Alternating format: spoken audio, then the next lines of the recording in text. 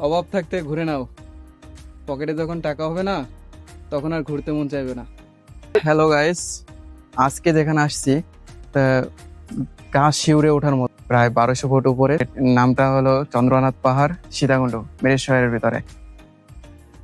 এখন এখন এই মুহূর্তে কোথায় আছি জানেন? চন্দ্রনাথ পাহাড়ে, প্রায় 1000 ফিট উপরে। হ্যালো, আসসালামু আলাইকুম। অনেকদিন বাদে আবার নতুন একটা ব্লগ নিয়ে আসলাম। ব্লগটা হবে হলো চন্দ্রনাথ পাহাড় নিয়ে। অলংকার থেকে গাড়ি নিয়ে আমরা চলে আসলাম সরাসরি সীতাকুণ্ডের উদ্দেশ্যে।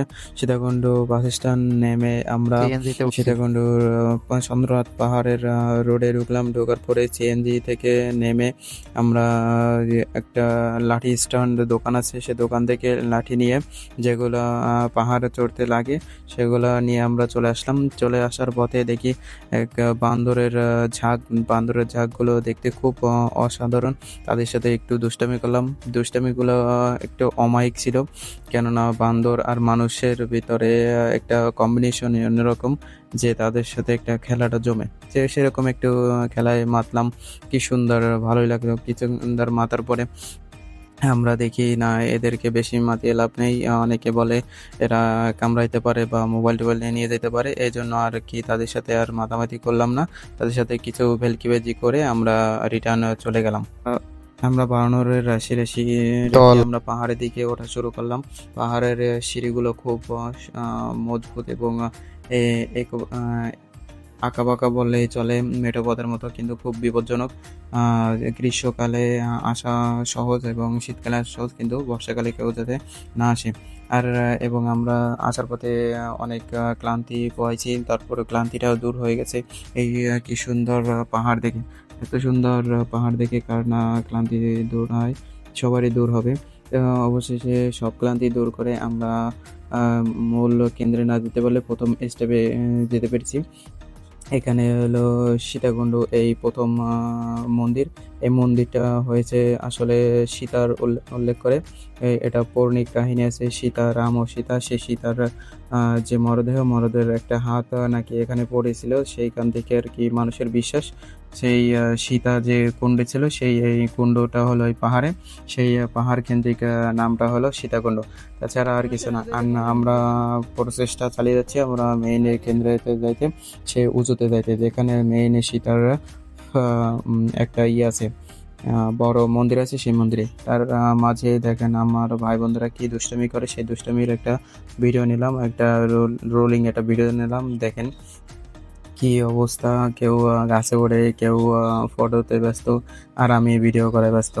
আপনাদের মাঝে যে ভিডিও গিফট করবো, সেই ভিডিওতে সুন্দর সুন্দর মুহূর্ত আনার জন্য আমার অনেক কষ্ট ক্লান্তি হয়েছে, যেটা ভাই বন্ধুর কাছ থেকে সময়টা আমি নিয়ে তারপর আমি বেরোচ্ছি, কেননা তাদের ব্যাঘাত ঘটাইতে আমি চাইনি। শোনো ভাই লোক, অভাব থাকতে ঘুরে নাও, পকেটে যখন টাকা হবে না তখন আর ঘুরতে মন চাইবে না। এটাই বাস্তব। তাই সময় থাকতে সময়ের মূল্য দিতে শেখো। দেখো, আই লাভ স্বাধীনতা। এটাই বাস্তব। এটা বাস্তব। ও, কাজ করার ফাঁকে নিজেকে সজীবতার মাঝে লুকে রাখতে হবে বা খুলে রাখতে হবে, তাও বিনোদন বা কি খুলতেছিস রে ভাই? এমন ঘূর্ণায়নের মাধ্যমে। খোলাখুলি কিছু এটাই বাস্তব। সরে এই আমি তো দেখতে পাই। ট্রাভেল না করলে মানুষের বিনোদন আসে না। তানভীর কই? কাজে কর্মে অনেক কষ্ট থাকে, কষ্টগুলো ভুলতে হলে অবশ্যই ট্রাভেল করতে হবে, ইয়েস, আনন্দ ফুর্তি করতে হবে। যা বলছিস সত্য কথা। এরকম বাস্তব। এরকম ডেঞ্জারাস ট্রাভেলিং করতে হইব, হ্যাঁ, যেটার মধ্যে অ্যাডভেঞ্চার লুকিয়ে আছে। যত জীবন adventure- মানে অ্যাডভেঞ্চার, আর অ্যাডভেঞ্চারের মাঝে প্রকৃতির দর্শন করতে হবে। চলো তবে বাগেরা চলো চলো, অ্যাডভেঞ্চারের সাথে আমাদের এই বিড়ালও আছে। 1200 মিটার পাহাড় ভাই এই যে বিড়াল। এ 1200 মিটার ভাই উঠতে জন্মকে সাথে। এখন এখন এই মুহূর্তে কোথায় আছি জানেন? চন্দ্রনাথ পাহাড়ে, প্রায় 1000 ফিট উপরে। 1200 মিটার আরো 1000 ফিট কাছাকাছি উঠতে হবে। জানি না কোথায় গন্তব্য যে শেষ হয়। সেই তুমি তবুও কেন অনেক চেষ্টার মাঝে চালিয়ে যাচ্ছি প্রচেষ্টা করলে গন্তব্যে যাইতে পারবো, এটা আশাবাদী। ঘুরতে হবে, অভাব থাকতে ঘুরতে হবে। অভাব শেষ হয়ে গেলে পকেটে টাকা আসলে তখন আর ঘুরতে মন চাইব, এটাই বাস্তবতা, কিন্তু ঘুরতে হবে। ভিডিওগ্রাফির কথোপকথন শেষে আমরা আবারও পাহাড় চূড়ায় ওঠার প্রচেষ্টায় আছি ভাই বন্ধু সকলে মিলে। এবং দেখছেন তো আমরা এক বিড়ালের সাথে কি দুষ্টামি না করলাম। দুষ্টামি করার পথে পথে আমাকে পথ শেষ হয়ে গেল। এখন আমরা মেল কেন্দ্রবিন্দুতে চলে আসছি। কেন্দ্রবিন্দুটা দেখুন, একটা মন্দির। এটা একটা পৌরাণিক কাহিনী আছে। সে পৌরাণিক কাহিনীটা অনেক বড় ঔপন্যাসিক, যেটা আপনার রাম ও সীতার গল্প নিয়ে। এই সীতা এখানে থাকতো, রাম নাকি এখানে একটা কুণ্ড বানিয়ে দিয়েছিল। সেই কুণ্ড মানে ঘর, সেই ঘরের আদলে বা সেই নামের আদলে এটার নাম হয়েছে সীতাকুণ্ড। সেই সীতাকুণ্ডর ইতিহাস বাঁচিয়ে রাখার ক্ষেত্রে এখানে মন্দির করা হয়েছে। এখানে প্রতি বছর নির্দিষ্ট একটি টাইমে হিন্দুরা পূজা করতে ওঠে, যেটা অনেক কষ্টসাধ্য।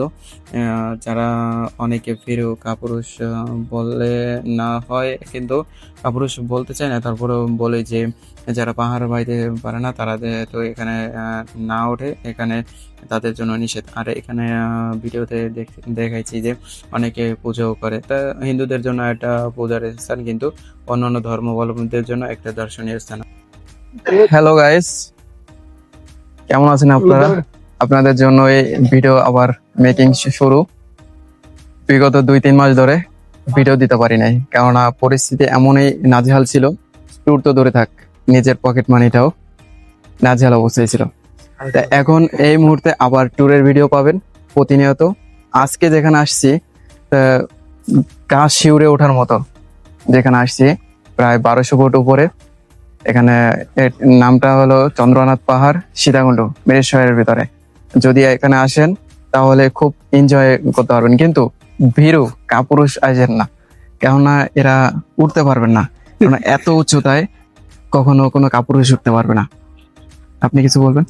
বীরু কাপুরুষ বলে এভাবে কাউকে আমরা কটাক্ষ করতে পারি না। জাস্ট যারা এই শক্তি সবল কম, দুর্বল, ঠিক আছে, পাহাড় বাইতে একটু ভয় পান, পাহাড়ে একটু মানে মনের ভিতরে ভীতি সৃষ্টি করে, উচ্চতা ভীতি যাদের আছে ওরা আসবেন না। কারণ 1200 ফুট উপরে এই লাঠি বেয়ে ট্রেকিং করা খুব কষ্টদায়ক।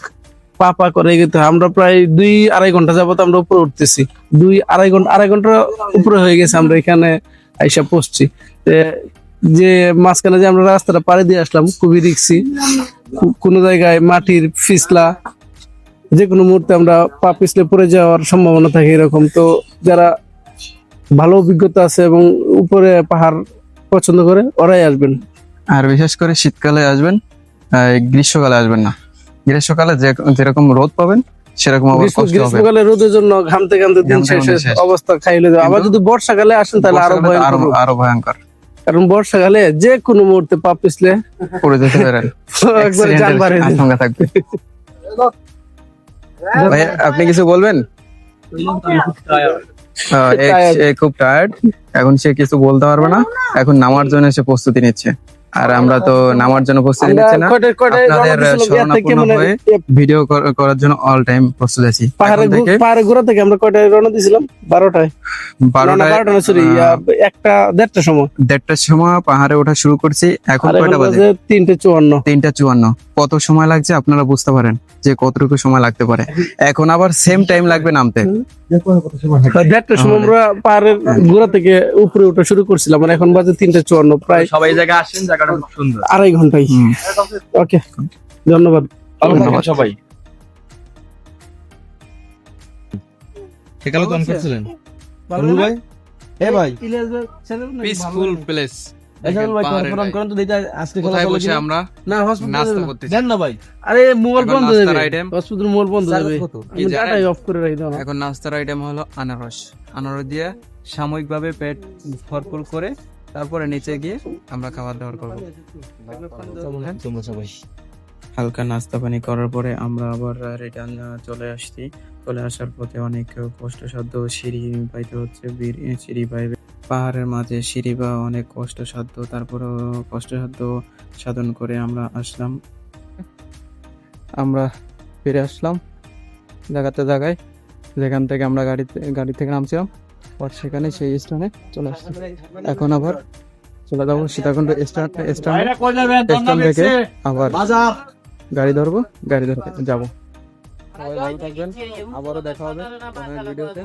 এই ধরনের সমাপ্ত হচ্ছে, ধন্যবাদ, আসসালামু আলাইকুম, টাটা বাই বাই, আবার দেখা হবে।